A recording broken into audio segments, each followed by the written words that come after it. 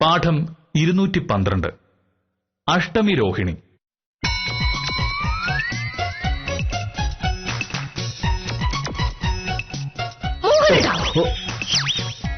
എന്താ ഉദ്ദേശം?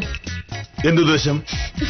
ഞാൻ കുറച്ചു മുൻപ് മോഹനേട്ടനോട് ഒരു കാര്യം പറഞ്ഞിരുന്നു, അതാണ് ചോദിച്ചത്.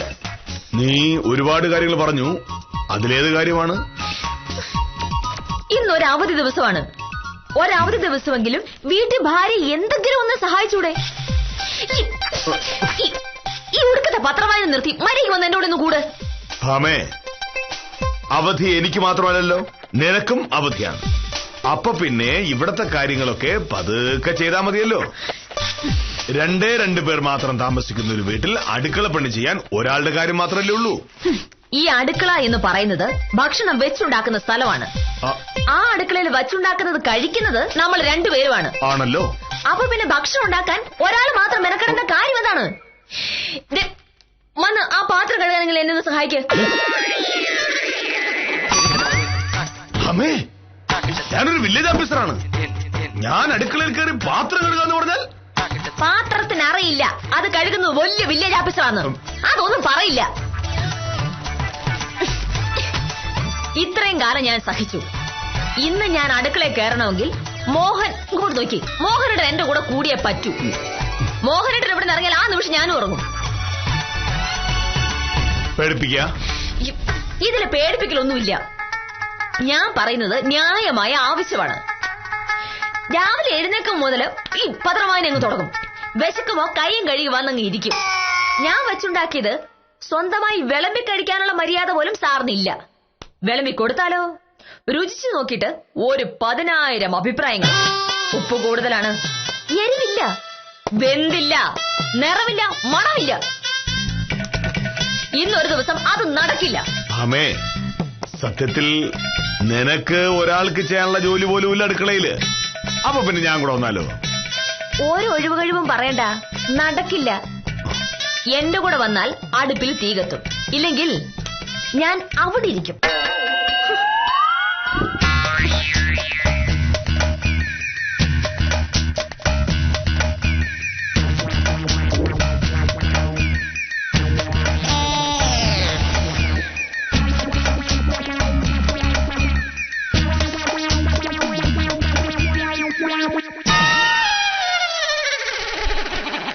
ഇനി ഇതിനകത്ത് വായിക്കാനൊന്നുമില്ല.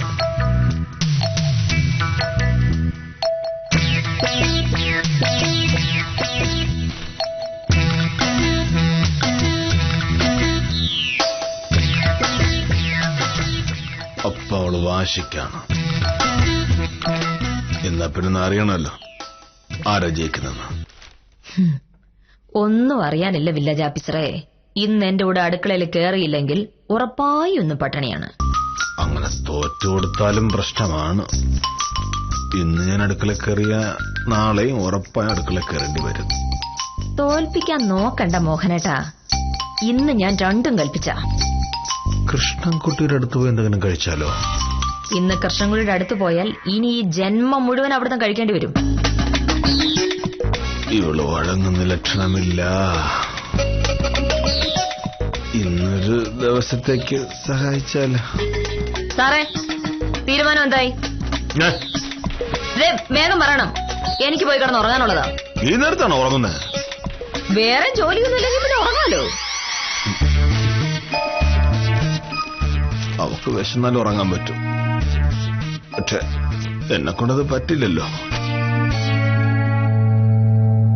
സഹായിച്ചാലോ? തീരുമാനം പറഞ്ഞില്ല. നിന്റെ വിരട്ടായിട്ട് പേടിച്ചിട്ടൊന്നുമല്ല. പക്ഷെ ഞാൻ നിന്നെ സഹായിക്കില്ലെന്ന് നീ നാടുനീളെ പറയാതിരിക്കാനാ. ഒരു ദിവസത്തേക്ക് സഹായിക്കാം. പക്ഷെ ഒരു കാര്യം, ഇത് ഇന്നൊരു ദിവസത്തേക്ക് മാത്രം മതി. വാ, എന്താ താളം ചവിട്ടുന്നേ? വാ വരാൻ. ഇതാ പാത്രം ഇരിക്കുന്നു, കഴുക.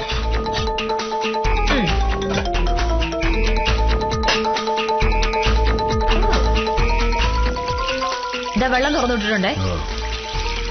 ഇവിടെ മുഴുവൻ അലങ്കോലം ആക്കരുത് കേട്ടോ.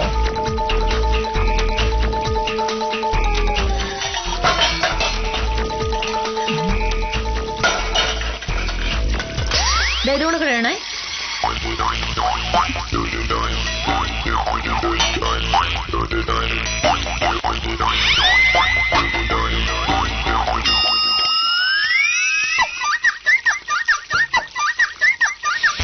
അതിന്റെ കളർ സിൽവറാണ്, അത് കളയല്ല വേണ്ടത്. മതി, എത്ര നേരമായി വെള്ളം പോകുന്നു വെറുതെ.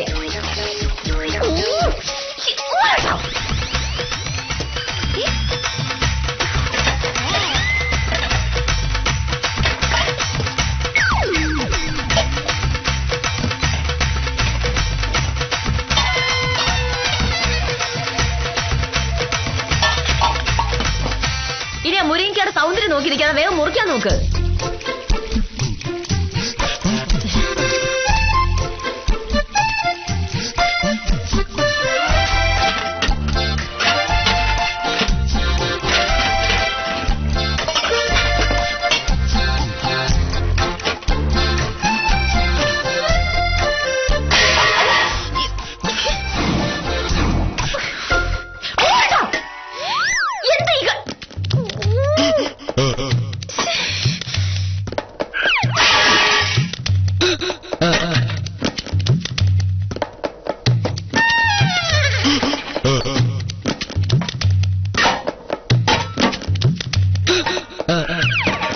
എന്റെ ഈശ്വര, ഏത് നേരത്താണോ ഞാനൊരു സഹായത്തിന് വിളിച്ചേ? ഞാൻ പറഞ്ഞുതരാം, ഒരു മിനിറ്റ്. ഉള്ളിയുടെ തൊലി കളഞ്ഞാൽ മതി. കൂടുതൽ അധ്വാനമുള്ള പണിയൊന്നും ചെയ്തേക്കല്ലേ. അത് തിന്നാനല്ല പറഞ്ഞത്. ഇതിലെ കത്തിരിക്കുന്ന അങ്ങനെ വിളിച്ച പോരെ.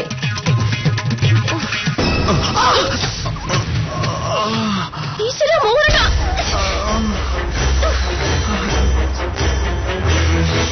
എന്റെ ഈശ്വര. അയ്യോ, മുറിച്ചു.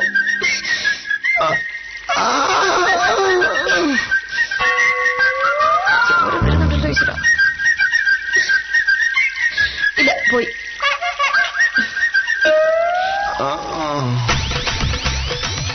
വെള്ളം കുടിക്കേ.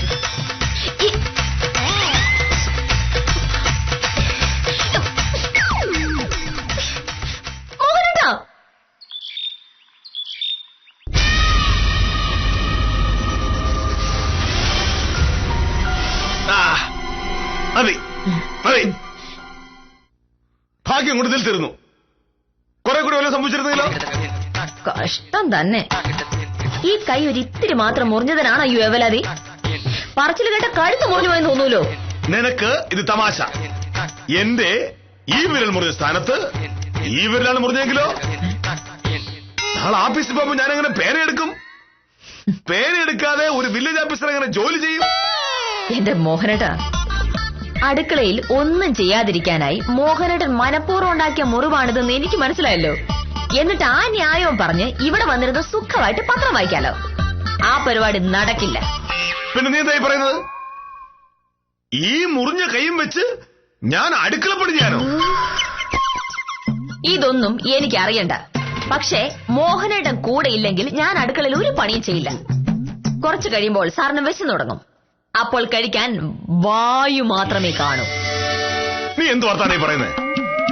എന്തായാലും ഈ കൈ ഇങ്ങനെ വെച്ചോ എനിക്ക് അടുക്കള ജോലി ചെയ്യാൻ പറ്റുന്നില്ല.